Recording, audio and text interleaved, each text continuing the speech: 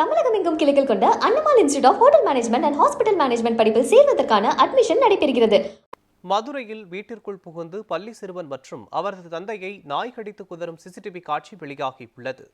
இது குறித்த கூடுதல் விவரங்களை நமது செய்தியாளர் பாண்டியன் வழங்க கேட்கலாம்.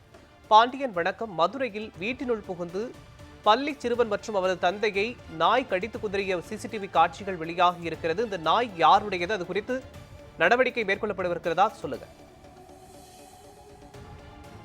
மோகன், மதுரையில் வீட்டிற்குள் புகுந்து பள்ளி சிறுவன் மற்றும் அவரது தந்தையை திருநாய் கடித்து குதறிய அதிர்ச்சி வீடியோ தற்போது வெளியாகி பரபரப்பை ஏற்படுத்தியுள்ளது. பயத்தில் அலறி அடித்து குடும்பத்தினர் ஓடுவதை வீடியோவில் தற்போது பார்த்து வருகின்றோம். மதுரை மாநகராட்சி மாட்டுத்தாவணி பேருந்து நிலையம் அருகே லேக் ஏரியா 15வது தெருவை சேர்ந்தவர் முத்துசாமி. இவரது மகனான 8 வயது சிறுவனான செந்தில் என்பவர் காலை பள்ளிக்கு செல்வதற்கு தயாராக குளியலறைக்கு சென்றிருந்தார். அப்போது திறந்திருந்த காம்பவுண்டு கதவு வழியாக புகுந்த திருநாய் ஒன்று குளியலறை அருகில் நின்றிருந்த சிறுவன் செந்திலின் கை, கால் மற்றும் தொடையில் கடித்து குதறியது. சிறுவனின் அலறல் சத்தம் கேட்டு தந்தை முத்துசாமி உள்பட குடும்பத்தினர் வெளியே ஓடி வந்தனர். அந்த நாய் அவர்களையும் விரட்டி கடித்ததில் இதில் முத்துசாமிக்கு கால், தொடையில் நாய் கடித்து ரத்தம் சொட்டியது.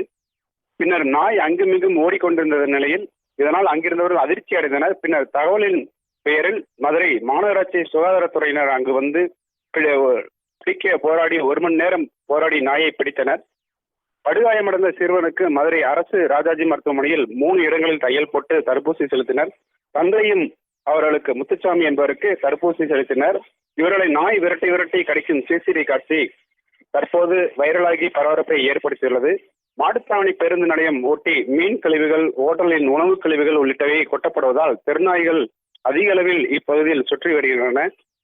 இவை ரோட்டில் செல்பவரை கடித்து குதறி வருகின்றன. மாநகராட்சி நிர்வாகம் உடனடியாக இப்பகுதி தெருநாய்களை கட்டுப்படுத்தி அவசியம் எனவும் கழிவுகளை சாலையில் கொட்டாமல் ஓட்டல்காரர்களுக்கு கடும் எச்சரிக்கை விட வேண்டும் என அப்பகுதி பொதுமக்கள் சமூகர்கள் கோரிக்கை விடுத்துள்ளனர். மோகன், விவரங்களுக்கு நன்றி பாண்டியன்.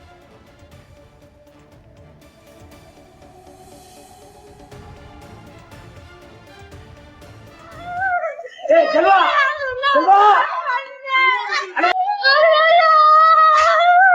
செல்வா செல்வா